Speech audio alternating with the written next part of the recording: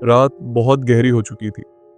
उत्तर प्रदेश का वह पुराना गांव रुद्रपुर, सदियों पुरानी कच्ची गलियां। दिन में यहाँ सब सामान्य था, लेकिन जैसे ही सूरज ढलता, गांव की सूरत बदल जाती। हवा थम जाती, लोग जल्दी घरों में दुबक जाते, दरवाजे और खिड़कियां मजबूती से बंद कर लेते, क्योंकि रुद्रपुर की रातें सिर्फ अंधेरी नहीं होती, उनमें पुरानी रूहों की कहानियां जिंदा हो उठती हैं। गांव की मुख्य गली के मोड़ पर एक छोटी सी चाय की दुकान थी। कुछ पुरानी लकड़ी की बेंचें और कोने में जलती एक लालटेन, जिसकी पीली रोशनी कांपती हुई फैल रही थी। पर वह रोशनी उस भारी अंधेरे को पूरी तरह नहीं जीत पा रही थी। बेंच पर दो दोस्त बैठे थे, दीनदयाल और शंकर। दीनदयाल के चेहरे पर ढलती उम्र की झुर्रियां और आंखों में एक अजीब सी गहराई थी। शंकर थोड़ा हट्टा कट्टा था, लेकिन आज उसकी मुस्कान भी फीकी पड़ गई थी। दोनों चुपचाप बैठे थे। चाय के कप काउंटर पर रखे रखे ठंडे पड़ चुके थे। वे बस धीरे धीरे फुसफुसा रहे थे, जैसे रात के सन्नाटे को और गहरा कर रहे हों। शंकर, रे तूने कभी उस पुराने पीपल के पेड़ के नीचे रात में रुककर देखा है? वो जो गांव की सरहद के पास रास्ते के किनारे खड़ा है। लोग कहते हैं वहां रात को एक बूढ़ा साया मंडराता है, सफेद धोती कुर्ता पहने हुए, लेकिन चेहरा तो काले धुएं जैसा है। कोई आंख नाक नहीं, बस एक काला बादल। वो उस पुराने मुखिया का भूत है, जिसकी बरसों पहले जलती हवेली में मौत हुई थी। लाश खाक हो गई, राख हवा में उड़ गई, लेकिन कुछ तो बाकी रह गया। उसकी रूह आज भी भटकती रहती है, जैसे कोई पुराना हिसाब चुकता करना बाकी हो। हाँ दीनदयाल, सुना तो बहुत है मैंने भी। मेरा चचेरा भाई किशोर एक बार देर रात उधर से गुजर रहा था। उसने बताया कि जैसे किसी ने पीछे से उसका नाम पुकारा, किशोर। बहुत धीमी आवाज, लेकिन एकदम साफ। वो मुड़ा तो वहां कोई नहीं था, बस उसके पैरों के पास से ठंडी हवा का एक झोंका गुजरा, जैसे कोई ठंडी सांस छोड़कर चला गया हो। उसके बाद वो हफ्तों तक तेज बुखार में तपता रहा। डॉक्टर ने कहा कि मलेरिया है और दवा दी, लेकिन हम गांव वाले जानते हैं कि वो मलेरिया नहीं था, वो उस साए की छुअन थी। किशोर आज भी उस रात का जिक्र छिड़ने पर कांप उठता है। लोग कहते हैं कि ये सब मनगढ़ंत बातें हैं, लेकिन केदार काका को कौन भूल सकता है? वही जो नशे की हालत में उस वीरान हवेली के भीतर घुस गए थे। दरवाजा खुला था और अंदर भारी अंधेरा। अगली सुबह वे चौपाल के पास पड़े मिले। दिमागी संतुलन पूरी तरह खो चुके थे। आंखें सुर्ख लाल और मुंह से झाग निकल रहा था। अब तो वे दो शब्द भी ढंग से जोड़ नहीं पाते, बस अकेले में कुछ बड़बड़ाते रहते हैं। तो बता शंकर, तू क्या मानता है, ये रूहें सच में होती हैं या सब महज अफवाह है? ना मानूं तो क्या करूं भाई। बचपन से यही सीखते आए हैं कि आधी रात को गांव के बाहर वाले उस पुराने कुएं की तरफ कदम मत बढ़ाना। वहां डरावनी परछाइयां खड़ी रहती हैं। कई लोगों ने अपनी आंखों से देखा है। कभी किसी बूढ़े आदमी के कराहने की आवाज आती है, तो कभी किसी जवान औरत के खिलखिलाने की। दोनों आवाजें एक साथ सुनाई देती हैं, जैसे कोई अधूरा सपना या कोई अधूरी जिंदगी पूरा करने के लिए छटपटा रही हो। मैंने खुद एक बार दूर से वो आवाजें सुनी थी। रात के 2 बजे थे। कुआं पूरी तरह सूखा पड़ा है, फिर भी वहां से पानी गिरने और हंसने की आवाजें आ रही थी। मेरा मन हुआ कि वहां से भाग जाऊं, पर डर के मारे पैर जैसे जमीन में जम गए थे। चाय के कप अब पूरी तरह ठंडे हो चुके थे। लालटेन की रोशनी और भी धुंधली पड़ती जा रही थी। अंधेरा चारों तरफ से उन्हें घेर रहा था। तभी गलियों के उस खौफनाक सन्नाटे को चीरती हुई किसी के कदमों की आहट सुनाई दी, धीमी लेकिन स्पष्ट। वह उनका तीसरा दोस्त भैरव था। भैरव का चेहरा थका हुआ और बेजान लग रहा था। आंखें ऐसी लाल थीं जैसे किसी लंबी और डरावनी यात्रा से लौटकर आया हो।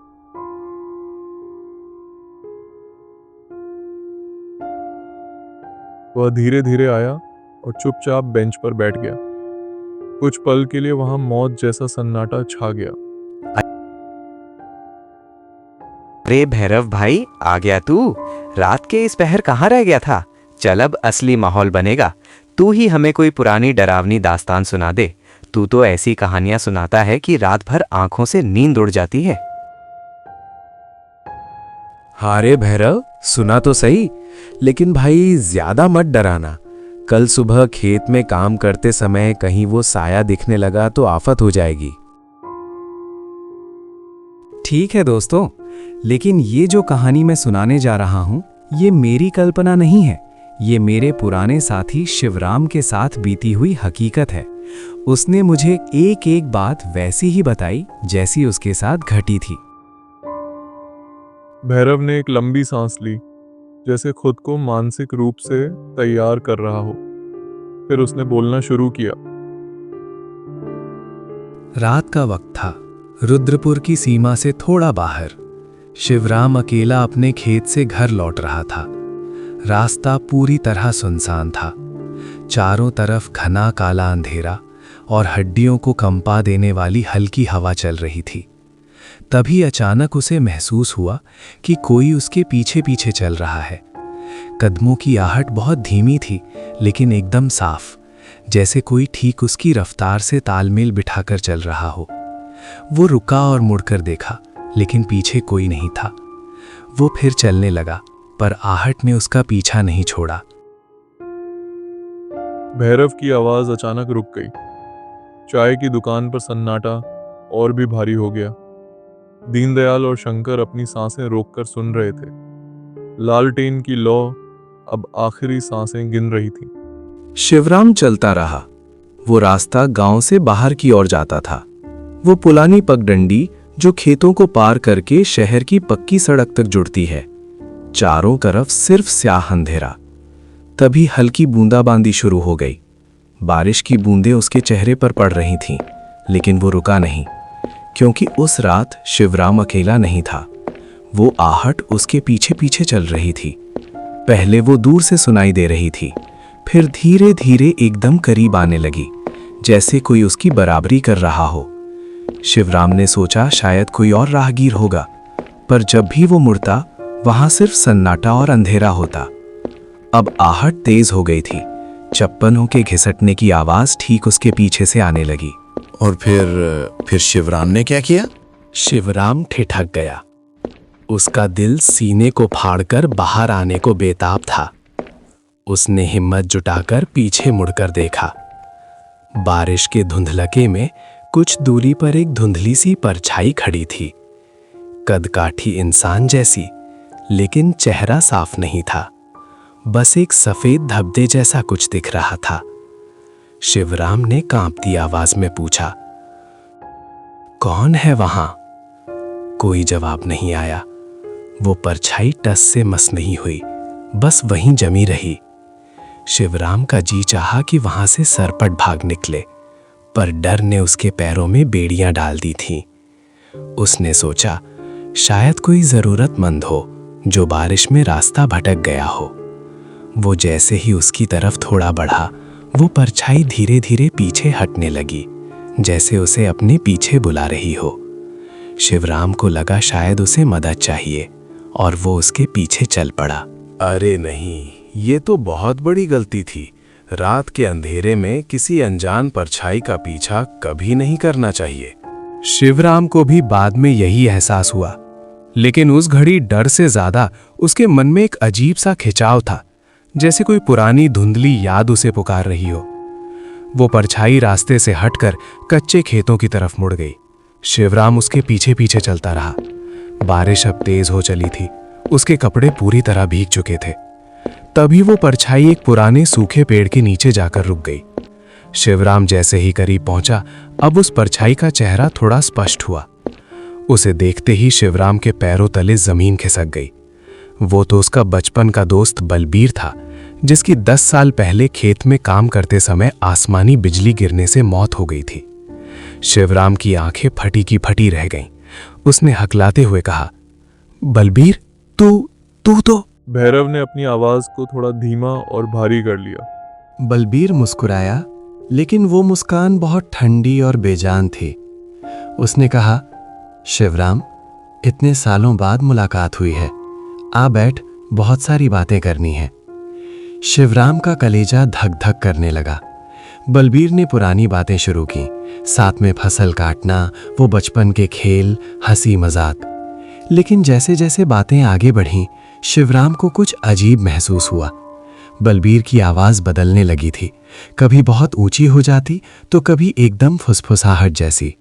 उसकी आंखें अब अंधेरे में लाल अंगारों की तरह चमक रही थीं। फिर शिवराम ने क्या देखा?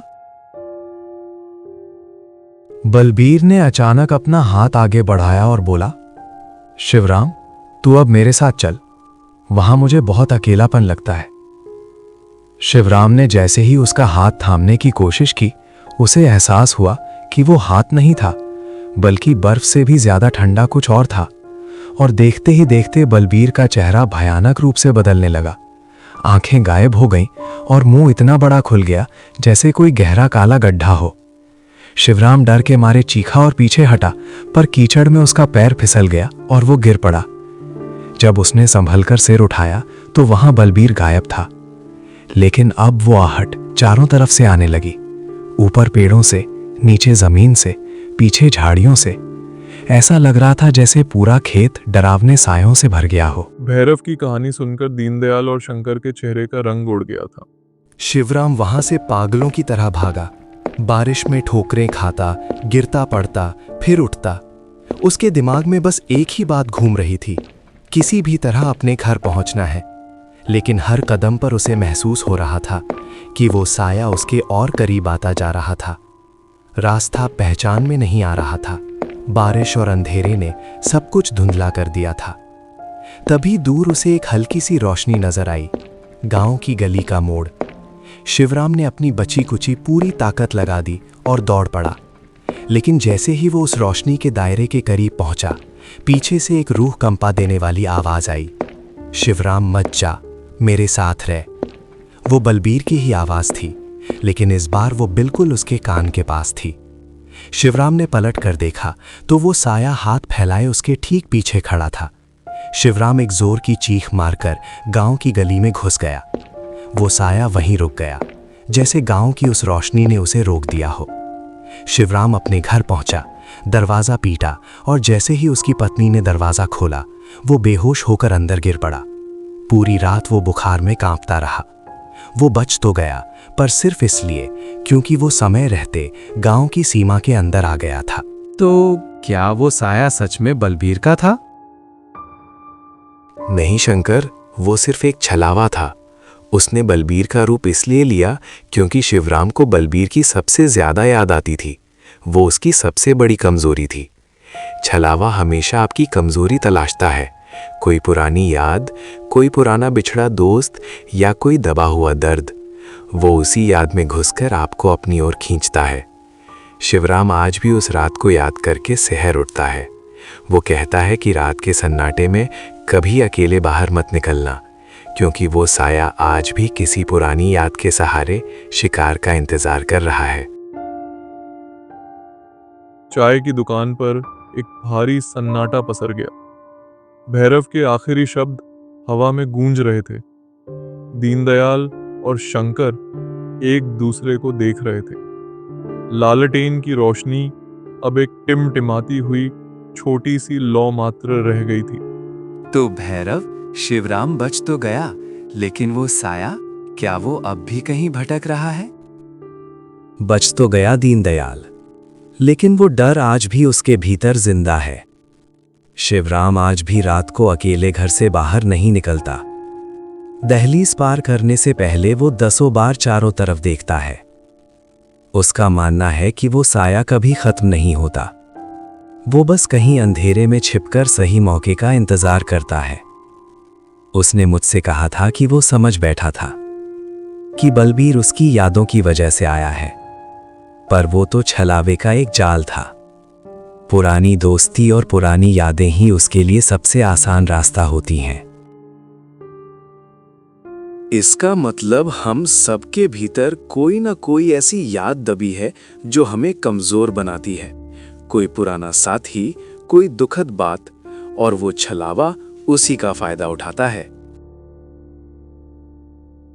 हाँ शंकर, गांव की हर डरावनी कहानी के पीछे यही सच छिपा है। पीपल के नीचे का वो साया, कुएं की वो परछाई, वीरान हवेली का वो खौफ, ये सब छलावे के अलग अलग रूप हैं। वे हमारी भावनाओं को ढाल बनाते हैं। हम जितना खुद को अकेला महसूस करते हैं, वे उतने ही हमारे करीब आ जाते हैं। लेकिन शिवराम ने एक बहुत बड़ी बात सिखाई, जब डर लगे तो भागना समाधान नहीं है। ये याद रखना ज़रूरी है कि वो सिर्फ एक छाया है, हकीकत नहीं। असली तो हमारी ये ज़िंदगी है, हमारे अपने लोग और हमारे दोस्त हैं। जब तक हम अपनों के साथ जुड़े रहते हैं, वो छलावा हमसे दूर ही रहता है। तीनों दोस्त खामोश हो गए। अचानक लालटेन बुझ गई और चारों ओर घनघोर अंधेरा फैल गया। लेकिन अब वह अंधेरा पहले जैसा डरावना नहीं लग रहा था, जैसे रात ने अपनी पूरी दास्तान कह दी हो और अब वह शांत हो गई हो। तो भैरव, आज की इस रात ने हमें एक बहुत बड़ा सबक सिखा दिया। अब से रात के पहर कभी अकेले नहीं निकलेंगे, और अगर कभी कोई पुरानी याद मन में आए भी तो उसे याद करके मुस्कुरा देंगे, क्योंकि वो याद हमारी अपनी है, उस छलावे की नहीं। सही कहा भाई। और कल सुबह सूरज निकलते ही अपने खेतों पर जाएंगे, पूरी मेहनत से काम करेंगे, क्योंकि जिंदगी रुकती नहीं है। ये साए तो आते जाते रहेंगे, पर हम तो यही हैं, एक दूसरे के साथ। बिल्कुल। बस एक बात हमेशा जहन में रखना, जब रात बहुत गहरी हो और कोई पीछे से तुम्हारा नाम पुकारे तो फौरन मुड़कर मत देखना। अगर पीछे कोई ना दिखे तो समझ जाना कि वो सिर्फ एक छलावा है। लेकिन अगर कोई दिखे और वो तुम्हारा कोई पुराना अपना हो तो बस एक बार मुस्कुरा देना और मन ही मन कह देना, दोस्त अब तू जा, मेरी यादों में मत भटक, मैं अपनी जिंदगी में खुश हूं। देखना, वो छलावा अपने आप पीछे हट जाएगा, क्योंकि वो असली यादों और सच्चे हौसले से डरता है। रात अब ढलने को थी। रुद्रपुर के आसमान पर सुबह की पहली किरणें दस्तक देने वाली थीं। तीनों दोस्त अपनी बेंचों से उठे और धीरे धीरे अपने अपने घरों की ओर चल दिए। गांव की वे गलियां अब पहले की तुलना में कम डरावनी लग रही थीं, क्योंकि अब उन्हें समझ आ गया था कि डर तो मौजूद है, पर उनका आपसी साथ और हिम्मत उस डर से कहीं ज़्यादा बड़ी है। कहानी यहीं ख़त्म होती है, लेकिन रुद्रपुर की रातें आज भी वैसी ही रहस्यमयी हैं। पीपल के पेड़ के पास, कुएं के मुंडेर पर और उस पुरानी हवेली में आज भी कुछ है। बस अब गांव के लोग ज़्यादा समझदार और एकजुट हो गए हैं। उन्हें पता है कि साया तभी ताकतवर होता है जब इंसान खुद को अकेला और कमज़ोर महसूस करता है। तो अगली बार जब आपके आसपास रात गहरी हो जाए और कोई अनजान आवाज़ आपका नाम पुकारे, तो याद रखिएगा, वह महज एक छलावा हो सकता है, लेकिन आपके अपनों का साथ ही आपकी असली ताकत है।